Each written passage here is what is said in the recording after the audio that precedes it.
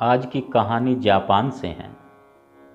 Japan में एक राजा रोज घूमने के लिए जाता था और जंगल में उसे एक साधु ध्यान में मग्न नजर आते थे। साधु को देखकर राजा प्रसन्न हो जाता था। राजा का मन प्रसन्न होता था और वापसी के समय राजा फिर उन्हीं साधु बाबा के दर्शन करता था। वापसी में देखता था कि साधु आराम से बांसुरी बजा रहा है, प्रसन्न है, मजे में है, मस्ती में है। यह देखकर राजा भी मस्त हो जाता था। मन करता था कि साधु से कुछ बात करूं। फिर वापस राजा महल को लौट आता था। यही निरंतर का कार्य चलता रहा। एक दिन राजा ने साहस करके साधु से निवेदन किया कि महाराज, आप कृपा करें और महल में चले मेरे साथ। साधु ने तुरंत अपना झोला उठाया और राजा को हाँ बोल दिया कि चलो, मैं आपके साथ महल में चलता हूं। राजा को बड़ा आश्चर्य हुआ। राजा को ऐसी कल्पना भी नहीं थी। राजा ने सोचा था कि फकीर हैं, मैं इसको महल में चलने के लिए कहूँगा और ये मना करेगा, तब मैं इसके पैरों में गिड़गिड़ाऊंगा, कहूँगा महाराज कृपा करें, मैं आपका दास हूँ, मैं आपका सेवक हूँ, आप महल में चलें। तब कहीं जाकर बड़ी मुश्किल से साधु महल में रहने के लिए तैयार होगा, मेरे साथ चलने के लिए तैयार होगा। परंतु यहां तो इसका उल्टा हो गया। साधु ने तुरंत अपनी झोली उठाई और राजा के साथ चलने के लिए तैयार हो गया। राजा के मन में शंका बन जाती है कि ये साधु नहीं है, ये तो आम आदमी ही है। जब तक राजा कुछ बोल पाता, साधु राजा से पहले घोड़े पर बैठ जाता है और राजा को कहता है, चलिए राजन, हम महल चलते हैं। राजा ने वचन दिया है, अब साधु को महल तो लेकर जाना ही पड़ेगा। जिंदगी में, जीवन में पहली बार राजा घोड़े को लेकर पैदल चल रहा है। साधु घोड़े पर बैठा है। महल आकर के साधु को एक आलीशान कमरा दे दिया गया। कुछ नौकर उपलब्ध कराए गए और अच्छे से उसके भोजन आदि की व्यवस्था की गई। 1 दिन, 2 दिन, 5 दिन, 10 दिन, ऐसे ही दिन बीतते गए। राजा साधु को देखकर बहुत परेशान है। राजा सोचता है, मैंने इसको यहाँ आने के लिए ही क्यों कहा। ये तो आम आदमी है, साधु नहीं है। ये तो बहुत अच्छे कपड़े पहनने लगा है, यहाँ आकर बहुत अच्छा खाना खाने लगा है। मेरे से ज़्यादा नौकर रखने की इच्छा है इसकी अपने पास। जो एक बार इसके पास चला जाता है वो इसी के पास रहना चाहता है। बढ़िया भोजन करता है, बांसुरी बजाता है, हंसता है और गाता है। कोई फिक्र, कोई चिंता इसको नहीं है। राजा अंदर ही अंदर परेशान है। राजा सोचता है कि मैंने बहुत बड़ी गलती की। धीरे धीरे 6 महीने का वक्त बीत गया। 6 महीने बीत जाते हैं। एक दिन राजा ने हिम्मत की और कहा, महाराज, आप में और मुझ में तो कोई फर्क ही नहीं रहा। आप भी महल में रह रहे हैं और मैं भी महल में रह रहा हूँ। जैसा भोजन मैं करता हूँ ऐसा भोजन आप करते हैं। नौकर चाकर मेरे पास हैं, नौकर चाकर आपके पास हैं, तो कोई अंतर ना रहा। आप तो फकीर हैं, आप तो साधु हैं,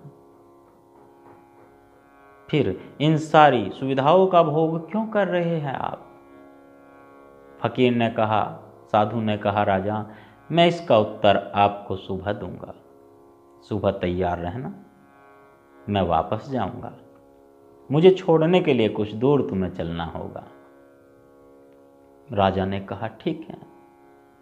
राजा को सारी रात नींद न आ सकी, क्योंकि राजा सोचता रहा पता नहीं सुबह वो फकीर मुझे क्या बताएगा। निश्चित समय पर राजा साधु के पास आ जाता है और उसको कहता है, महाराज अब बताइए आप में और मुझ में क्या अंतर है। साधु ने कहा, क्या राजा तुम मुझे थोड़ी दूर तक छोड़ने के लिए चलोगे? राजा ने कहा, हाँ चलूँगा। राजा साधु के साथ उसको छोड़ने के लिए जा रहा है। 1 मील 2 मील की यात्रा पूरी हुई। राजा ने कहा, महाराज अब मैं वापस जाऊं? साधु ने कहा, नहीं, अभी मेरी मंजिल नहीं आई है। 5 मील चले, तब राजा ने कहा, महाराज क्या अब मैं वापस जाऊं? साधु ने कहा, नहीं, अभी मेरी मंजिल नहीं आई है। बहुत दूर तक जाने के बाद राजा थक कर चूर चूर हो गया। राजा ने हार थक कर साधु से कहा, महाराज महल पीछे छूट गया है, बीवी बच्चे पीछे छूट गए हैं और मुझे आप वापस जाने दें। मुझे बता दीजिए जो मेरी इच्छा है पूछने की। आप जंगल में भी इतने ही प्रसन्न रहते थे, बांसुरी बजाते थे, हंसते थे, गाते थे, मस्त रहते थे। आप महल में भी उतने ही प्रसन्न रहते थे, बांसुरी बजाते थे, हंसते थे, गाते थे, मजे में, निश्चिंत, बिना चिंता के। तब साधु ने कहा कि राजा मैं हमेशा ऐसे ही प्रसन्न रहता हूँ।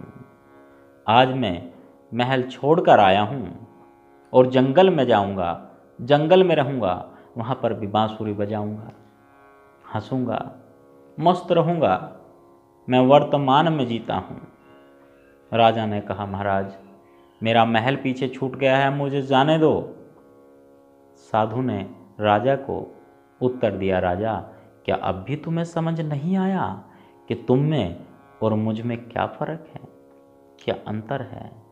मैं एक फ़कीर हूँ, जरा सी देर में महल को छोड़ सकता हूँ, अच्छे भोजन को छोड़ सकता हूँ, कीमती कपड़ों को छोड़ सकता हूँ, धन धान्य संपत्ति को छोड़ सकता हूँ। हे राजा आप आम मनुष्य हैं, आप महल को नहीं छोड़ सकते, आप अपने पद को नहीं छोड़ सकते, आप अपने परिवार को नहीं छोड़ सकते। यही अंतर है साधु में और राजा में। क्या आपको समझ आ गया? राजा ने सोचा कि मैं तो एक बहुत बड़े महान व्यक्ति के पास रह रहा था, परंतु उनसे कभी सत्संग न सुन सका, कभी उनसे ज्ञान चर्चा न कर सका, क्योंकि मेरे मन में तो साधु महाराज के प्रति घृणा पैदा हो गई थी। चलो आज इन्होंने मुझे कुछ बताया।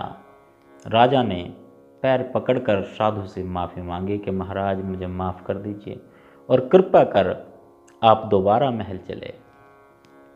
साधु ने अपनी झोली उठाई और कहा, ठीक है राजा, दोबारा महल चलते हैं। राजा के मन में फिर शंका पैदा हुई कि ये कोई बहरूपिया है, ये साधु भी नहीं है, ये मीठी मीठी बातों से मोह लेता है, फिर गड़बड़ करेगा ये। तब साधु ने कहा, राजा तुम्हारे मन में चोर फिर जाग उठा है और तुम सुधरने वाले नहीं हो। यही अंतर है साधु में और तुम जैसे आम मनुष्य में।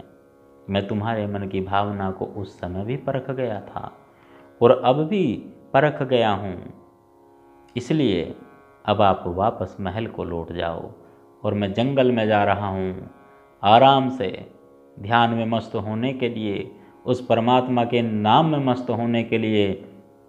मेरे पास जो धन है वो शाही खजाने से ज़्यादा बड़ा है। नाम का धन मेरे पास है, संतुष्टि मेरे पास है, धैर्य मेरे पास है, संतोष मेरे पास है, इसलिए मैं हमेशा मस्त रहता हूँ, हमेशा प्रसन्न रहता हूँ। मनुष्य को भी सदैव प्रसन्न रहना चाहिए और हंसते रहना चाहिए, मुस्कुराते रहना चाहिए, वर्तमान में रहना चाहिए। राजी है हम उसी में जिसमें तेरी रजा है, ऐसे भी वाह वाह है और ऐसे भी वाह वाह है।